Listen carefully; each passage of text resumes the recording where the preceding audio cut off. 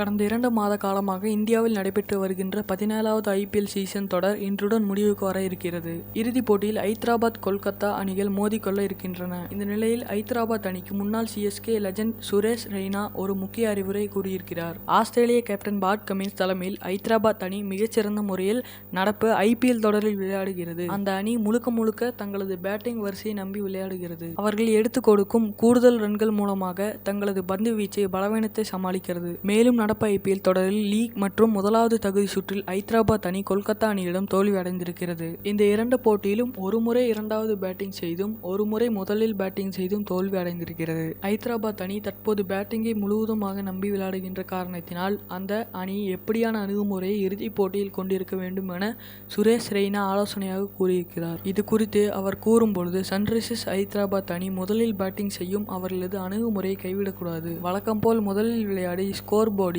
பெரிய ரன்களை வைக்க வேண்டும். 8 ஓவர்கள் கொல்கத்தா அணியின் சுழல் பந்து வீச்சை விளையாட வேண்டியது மிக முக்கியமான பாகமாக இருக்கும். இதுபோல செய்திகளை தொடர்ந்து பெற நம்ம சேனலை சப்ஸ்கிரைப் செய்யுங்க.